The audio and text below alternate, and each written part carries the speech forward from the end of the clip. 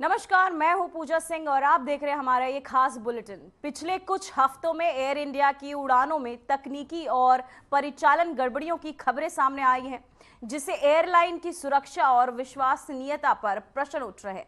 दिल्ली की इंदिरा गांधी अंतर्राष्ट्रीय हवाई अड्डे पर एक बड़ा हड़कंप मच गया।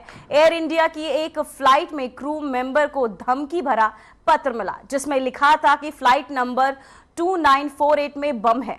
इस सूचना के मिलते ही एयरपोर्ट अधिकारियों के होश उड़ गए और आनन फानन में फ्लाइट की सघन जांच शुरू कर दी गई। इसी को लेकर देखिए हमारी एक खास रिपोर्ट। एयर इंडिया की फ्लाइट में बम की बात पता चलने पर एयरपोर्ट के अधिकारियों के होश उड़ गए। आनन फानन में जांच शुरू की गई और फ्लाइट के चप्पे चप्पे पर बम को तलाशा गया। किसी प्रकार की कोई भी संदिग्ध चीज नहीं मिली।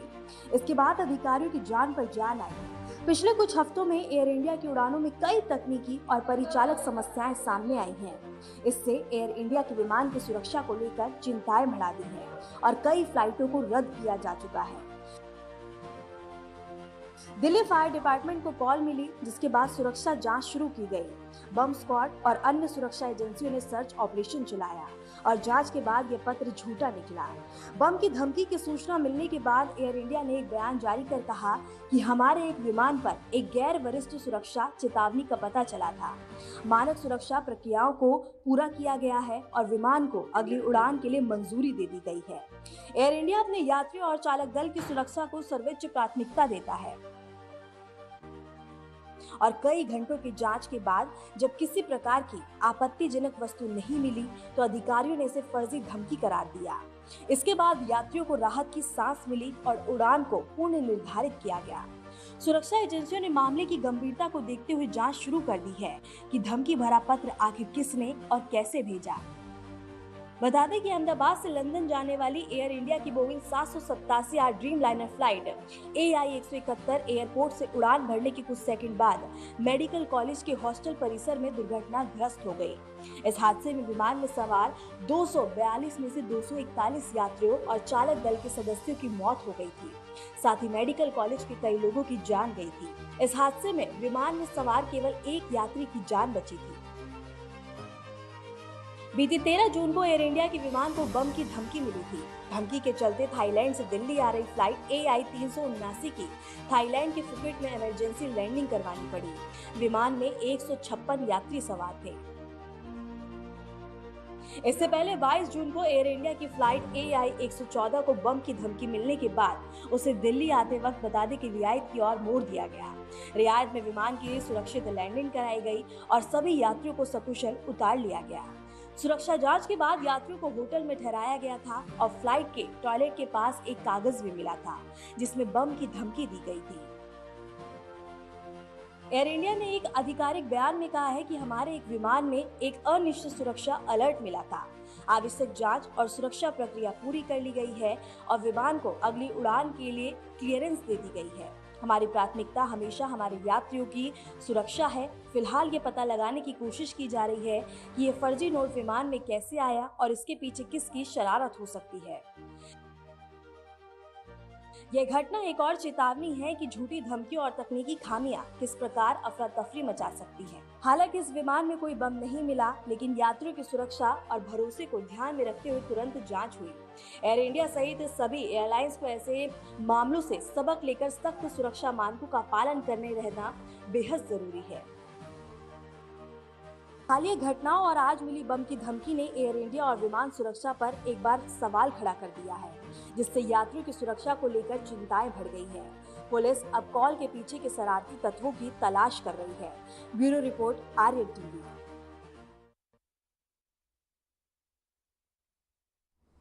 बिहार में विधानसभा चुनाव से पहले आयोग घर घर जाकर वोटर लिस्ट की सख्ती से जांच करेगा।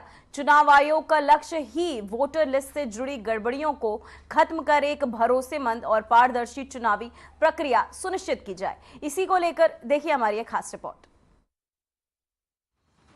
बिहार विधानसभा चुनाव से पहले निर्वाचन आयोग मतदाता सूची को लेकर बड़ा कदम उठाने जा रहा है। आयोग घर घर जाकर लोगों के नाम और जानकारी की जांच करेगा। ऐसा इसलिए किया जा रहा है ताकि मतदाता सूची में कोई गलती ना रहे। दरअसल पहले कई राजनीतिक दलों और सामाजिक संगठनों ने मतदाता सूची को लेकर सवाल उठाए थे। उनका कहना था कि नामों को जोड़ने और हटाने में गड़बड़ी हुई है। कुछ दलों ने तो चुनाव आयोग पर बीजेपी की मदद करने का आरोप भी लगाया था। यही कारण है कि चुनाव आयोग ने ये फैसला लिया है ताकि चुनाव निष्पक्ष और सही तरीके से हो सके। बताया जा रहा है कि चुनाव आयोग बिहार चुनाव से पहले मतदाता सूची की जांच में कोई कसर नहीं छोड़ना चाहता है। वह हर घर जाकर सावधानी से जांच करेंगे और इसका मकसद यह है कि मतदाता सूची में कोई गलती ना रहे और यह पूरी तरह से सही हो।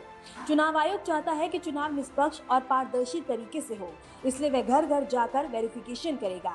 ऐसा ही वोटर लिस्ट में संशोधन 2004 के लोकसभा चुनाव से पहले भी किया गया था। वहीं अधिकारियों ने यह भी कहा है कि विस्तृत प्रोटोकॉल का पालन करते हैं और इसके बावजूद आयोग पर मतदाता सूची में मनमाने ढंग से नाम बढ़ाने के आरोप लगाते हैं, जबकि यह प्रक्रिया पूरी पारदर्शिता के साथ और राजनीतिक दलों के निगरानी में होती है। इसके बावजूद लोग उन पर गलत आरोप लगाते हैं, जबकि यह काम सभी के सामने और राजनीतिक दलों की निगरानी में होता है।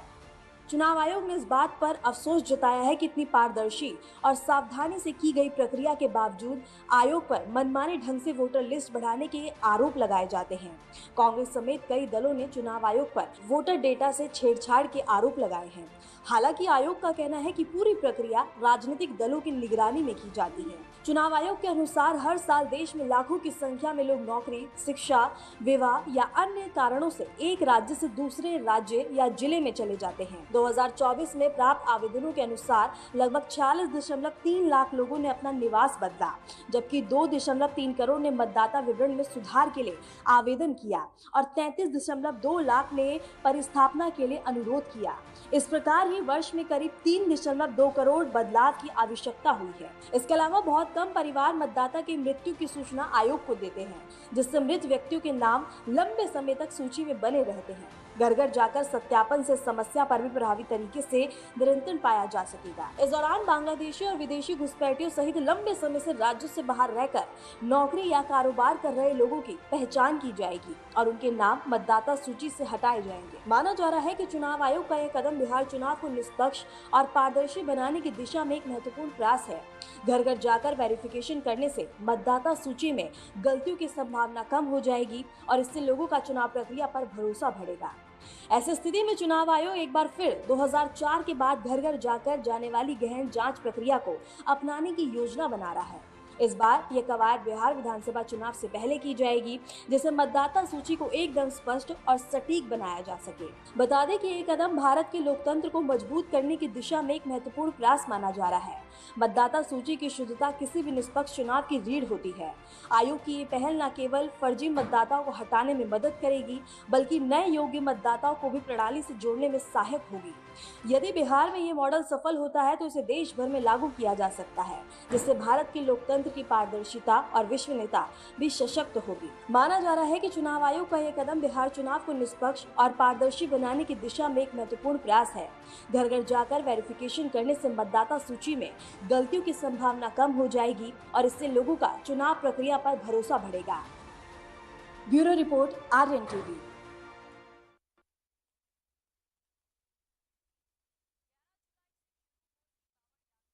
अलग अलग तैयारियों का जायजा लेकर कड़ी सुरक्षा के इंतजाम किए जा रहे हैं। प्रशासन पूरी तरह सख्ती से कानून का उल्लंघन करने वालों के खिलाफ कार्यवाही करने के निर्देश दे रहा है। कांवड़ यात्रा को लेकर इस बार फिर पुलिस प्रशासन पूरी तरह सतर्क है। इसी को लेकर देखिए हमारी एक खास रिपोर्ट। भोले की भक्ति का महीना सावन 11 जुलाई से शुरू हो रहा है। इसी दिन से कांवड़ यात्रा की भी शुरुआत हो जाती है। देश भर में ये मां भगवान भोलेनाथ के अनुयायियों के लिए विशेष महत्व रखता है। पश्चिमी यूपी में इसे सबसे बड़े आयोजन के तौर पे देखा जाता है। इस बार महाकुंभ की तर्ज पर आयोजन होगा, जिसको लेकर दिव्य भव्य तैयारियां हो रही हैं। यूपी वेस्ट के अधिकारी दिल्ली, हरियाणा, राजस्थान और उत्तराखंड के अधिकारियों के साथ भी संपर्क में हैं। मेरठ जोन के एडीजी भानुभास्कर ने बताया कि 11 जुलाई से सावन महीने की शुरुआत हो जाएगी। साथ ही कांवड़ यात्रा की भी शुरुआत हो जाएगी, जो लगभग 1 महीने तक ये कार्यक्रम चलेगा। पूरे देश में सावन माह में बड़े पैमाने पर लोग शिवालयों में दर्शन करते हैं और पूजा करते हैं। एडीजी भानु भास्कर ने बताया कि व्यापक स्तर पर हर बार प्रबंधन किए जाते हैं, कंट्रोल रूम भी स्थापित किया जाता है। उत्तर प्रदेश के 3 जोन कांवड़ यात्रा में ज्यादा प्रभावित होते हैं, जिसमें सबसे पहले मेरठ आता है, उसके बाद बरेली और तीसरे नंबर पर आगरा जोन आता है। एडीजी ने बताया कि अभी तक प्रदेश के सभी जिलों के साथ एडीजी लॉ एंड ऑर्डर की बैठक हो चुकी है। अब जल्द ही नजदीकी राज्यों के पुलिस महकमे के अफसरों के साथ होगी और जल्द ही कांवड़ यात्रा को लेकर Delhi police, Haryana police, Uttarakhand police और राजस्थान पुलिस के साथ होगी, ताकि इन अलग अलग राज्यों को जो हमें अपेक्षा है और हमें जो उनसे अपेक्षा है उसको पूरी कर सके। साथ ही समन्वय के साथ इस पूरी कांवड़ यात्रा को सकुशल सफलता पूर्वक पूरा करवा सके। एडीजी मेरठ जोन का कहना है कि इस बार कांवड़ यात्रा भी महाकुंभ 2025 की तर्ज पर ही होगी। जिस तरह से वहां तकनीक आर्टिफिशियल इंटेलिजेंस का सहारा लिया गया था, उसी प्रकार कांवड़ यात्रा में भी उपयोग होगा। एडीजी का कहना है कि सभी आयोजकों से जिले के पुलिस महकमे के अधिकारियों के द्वारा संपर्क करके जागरूक किया जा रहा है कि कांवड़ यात्रा के दौरान डीजे की लंबाई चौड़ाई मानक के अनुसार रहे, ताकि कोई समस्या ना हो और कोई अप्रिय घटना ना हो। डीजे की हाइट एक बड़ी चुनौती बनी रहती है, क्योंकि पूर्व में कई बड़े हादसे भी हुए हैं। डीजे की हाइट की वजह से कई शिव भक्त अपनी जान तक गंवा चुके हैं। ऐसे में पुलिस के अधिकारी लगातार कांवड़ लाने वाले समूह से संपर्क कर उन्हें नियम बता रहे हैं, ताकि कोई दुर्घटना ना हो। उत्तर प्रदेश के मुख्यमंत्री योगी आदित्यनाथ ने कांवड़ यात्रा के चलते कानून को बनाए रखने के लिए अधिकारियों के साथ अहम बैठक की है। इसके साथ ही त्योहारों के चलते सीएम ने दिशा निर्देश जारी किए हैं। सीएम ने अधिकारियों के साथ बीती शाम बैठक की, ताकि इन त्योहारों में कानून व्यवस्था बनी रहे और किसी भी तरह का कोई विवाद सामने न आए। मुख्यमंत्री ने आगामी पर्वों को लेकर अधिकारियों को निर्देश दिए हैं और सीएम ने कहा कि त्योहारों में उल्लास बना रहे, कोई शरारत ना पनपे और किसी भी तरह की ऐसी हरकत ना हो जिससे हालात खराब हो। सीएम ने त्योहारों को लेकर सख्त निर्देश जारी करते हुए कहा, भड़काऊ नारे, हथियारों का प्रदर्शन कतई बर्दाश्त नहीं किया जाएगा। इसी के साथ कौशाम्बी, इटावा, औरैया की घटनाओं पर मुख्यमंत्री गंभीर हैं।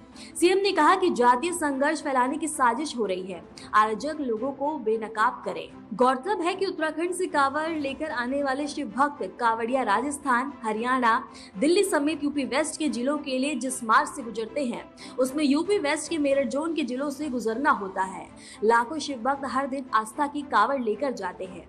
शिवरात्रि से पहले के 72 घंटे में तो डाक कांवड़ और कांवड़ लेकर चलने वाले शिव भक्तों के आस्था से समुद्र की वजह से यूपी वेस्ट की सड़कों पर सिर्फ भगवा ही दिखाई देती है, जहाँ सिर्फ कांवड़ यात्री ही होते हैं या होते हैं पुलिस प्रशासन के अलावा सिर्फ उनकी सेवा में लोगों के द्वारा लगे कैंप। Bureau report, Aryan TV. भगवान जगन्नाथ की भक्ति में रंगेगा पूरा देश। तो वहीं 27 जून से जगन्नाथ रथ यात्रा का शुभारंभ हो चुका है, जो कि 8 जुलाई तक चलेगा।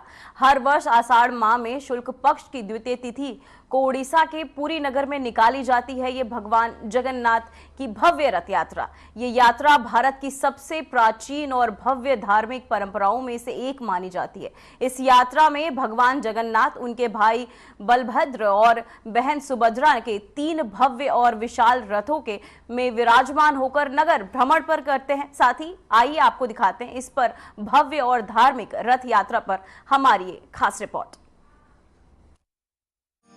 भारत की सबसे भव्य और दिव्य धार्मिक यात्राओं में से एक पुरी की रथ यात्रा इस बार 27 जून को आषाढ़ शुक्ल द्वितीया के दिन निकाली जाएगी। ये सिर्फ एक धार्मिक अनुष्ठान नहीं, बल्कि सामाजिक समानता, भक्ति और भगवान के सार्वभौमिक स्वरूप की अद्भुत झलक है।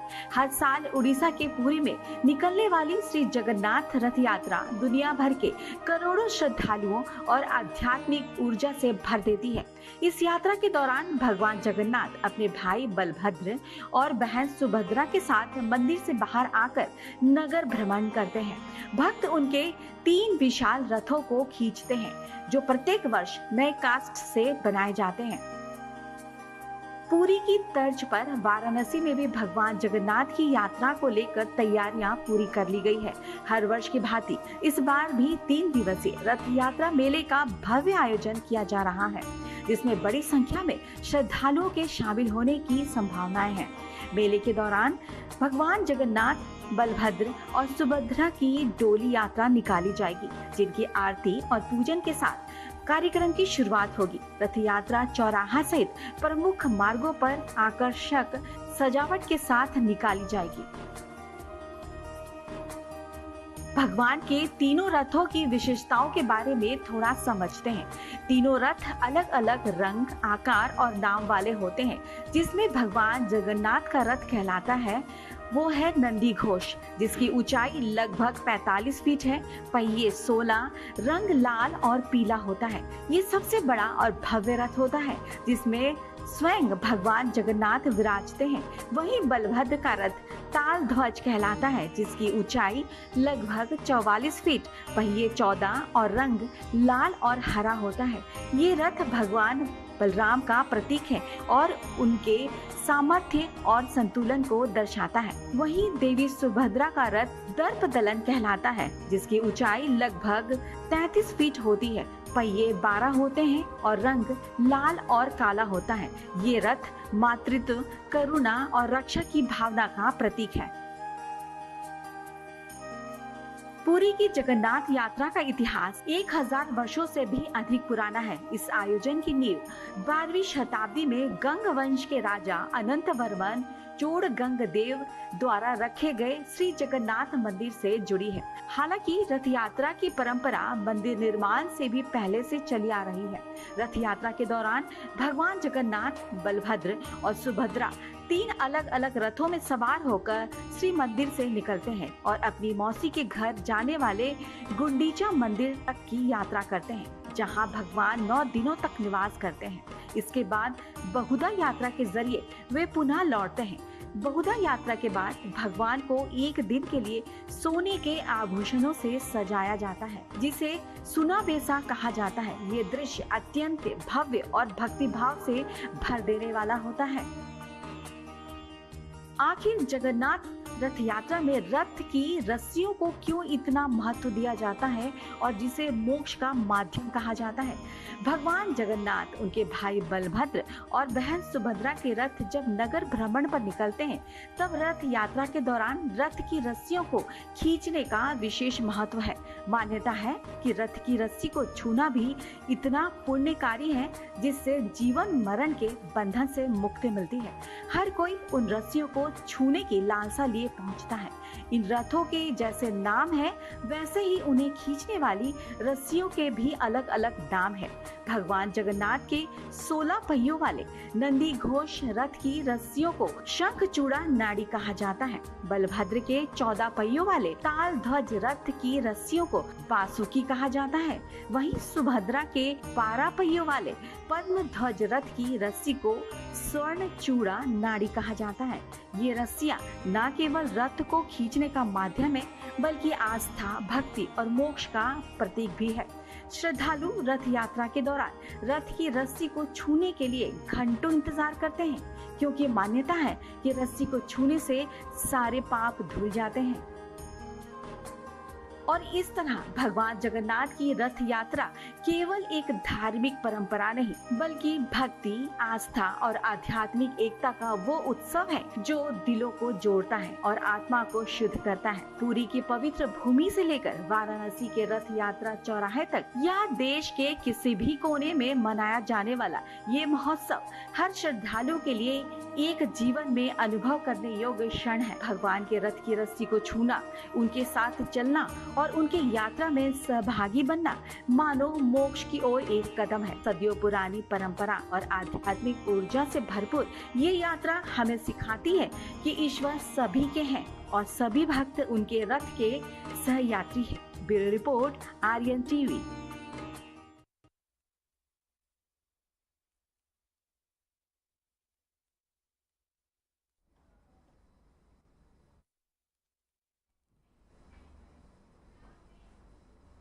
तो भाई देश में आपको बताते चले कोरोना वायरस लगातार चिंता बढ़ा रहा है, लेकिन इस बीच राहत की खबर यह है कि आंकड़ों में सुधार दिखाई दे रहा है। केंद्रीय स्वास्थ्य मंत्रालय के ताजा आंकड़ों के अनुसार भारत में एक्टिव कोविड केस घटकर 3,256 रह गए, जो सोमवार को 7,264 थे। यानी लगातार एक्टिव केसों में कमी देखी जा रही है। देखिए इस पर हमारी एक खास रिपोर्ट। देश में कोरोना संक्रमण के मामलों में पिछले कुछ हफ्तों से लगातार बढ़ोतरी देखने को मिल रही थी, लेकिन अब आंकड़ों में सुधार दिखाई दे रहा है। केंद्रीय स्वास्थ्य मंत्रालय के ताजा आंकड़ों के अनुसार भारत में एक्टिव कोविड केस घटकर 3,256 रह गए हैं। बीते 24 घंटे में 666 लोग या तो संक्रमण से ठीक हो चुके हैं या अस्पताल से ठीक होकर घर लौट गए हैं। बीते 24 घंटे में कोविड से 4 लोगों की मौत हो चुकी है। जहां दिल्ली में एक 64 वर्षीय महिला की मौत हुई है, तो वहीं हरियाणा, जम्मू कश्मीर, मध्य प्रदेश और राजस्थान में भी एक व्यक्ति की कोरोना से मृत्यु हुई है। बीते दिनों भारत में एक्टिव केस में भले ही कमी आई है, लेकिन स्वास्थ्य विशेषज्ञों का कहना है कि कोरोना को हल्के में लेने की भूल नहीं करनी चाहिए। वायरस हमेशा हमारे आसपास ही रहता है और नए म्यूटेशन या लोगों की कमजोर होती इम्यूनिटी के कारण बार बार एक्टिव हो जाता है। इस खतरे को ध्यान में रखते हुए सभी लोगों को निरंतर सावधानी बरतने की आवश्यकता है। ऐसे में कोरोना के साथ रहना ही हम सबको सीखना होगा। ICMR NIV यानी नेशनल इंस्टीट्यूट ऑफ वायरोलॉजी के डायरेक्टर डॉक्टर नवीन कुमार ने कहा है कि सिंगापुर में फैल रहे निम्बस यानी कि NB.1.8.1 वेरिएंट के केस भारत में भी सामने आ रहे हैं। बीते 5 से 6 हफ्तों में इन केसों की संख्या तेजी से बढ़ी है। हमने टेस्टिंग बढ़ा दी है और इस वेरिएंट में फिलहाल ओमिक्रॉन जैसे लक्षण देखने को मिल रहे हैं। ये बात हमेशा ध्यान रखें कि केसेस का कम होना ये नहीं कि आप निश्चिंत हो जाएं, बल्कि जरूरी है कि आप और ज्यादा सतर्क हो जाएं, क्योंकि यही समय की मांग है। ऐसे में जरूरी है कि ढील देने के बजाय और ज्यादा सतर्क हो जाएं। स्वास्थ्य विशेषज्ञों का मानना है कि भारत जैसे विशाल और घनी आबादी वाले देश में कोरोना के मामले का ऊपर नीचे होना एक सामान्य बात है। ऐसे में पूरी तरह से लापरवाही करना ठीक नहीं होगा। वे कहते हैं कि संक्रमण को नियंत्रण में रखने के लिए जरूरी है कि लोग अब भी मास्क पहने, भीड़ भाड़ वाले जगहों से बचे, हाथों की स्वच्छता बनाए रखें। हालांकि वर्तमान में स्थिति नियंत्रण में है, लेकिन वायरस का खतरा अभी भी पूरी तरह टला नहीं है। सरकार और विशेषज्ञ दोनों ही जनता से सतर्क रहने की अपील कर रहे हैं, ताकि देश एक बार फिर किसी बड़ी लहर का सामना न करे। भारत में कोरोना की स्थिति में सुधार राहत की बात है, लेकिन सावधानी अब भी जरूरी है। हेल्थ प्रोटोकॉल का पालन करना ही आने वाले दिनों में संक्रमण से बचाव की सबसे बड़ी कुंजी होगा। चलिए अब आपको JN.1 वेरिएंट के बारे में बताते हैं। JN.1 वेरिएंट इम्यूनिटी कमजोर करता है। JN.1 ओमिक्रॉन के BA.2.86 का एक स्ट्रेन है। इसे अगस्त 2023 में पहली बार देखा गया था। दिसंबर 2023 में WHO ने इसे वेरिएंट ऑफ इंटरेस्ट घोषित किया। इसमें करीब 30 म्यूटेशंस हैं जो इम्यूनिटी कमजोर करते हैं। अमेरिका के जॉन्स हॉपकिंस यूनिवर्सिटी के अनुसार JN.1 अन्य वेरिएंट की तुलना में ज्यादा आसानी से फैलता है, लेकिन ये बहुत गंभीर नहीं है। दुनिया के कई हिस्सों में ये सबसे आम वेरिएंट भी बना हुआ है। JN.1 वेरिएंट के लक्षण कुछ दिनों से लेकर हफ्तों तक रह सकते हैं। अगर आपके लक्षण लंबे समय तक बने रहते हैं, तो हो सकता है कि आपको लंबे समय तक रहने वाला कोविड हो। ये एक ऐसी स्थिति है जिसमें कोविड-19 के कुछ लक्षण ठीक होने के बाद भी बने रहते हैं। वैज्ञानिकों ने बताया कि कोविड-19 अब एंडेमिक यानी स्थायी हो चुका है और इसके हल्के संक्रमण समय समय पर आते रहेंगे, लेकिन घबराने की कोई जरूरत नहीं है।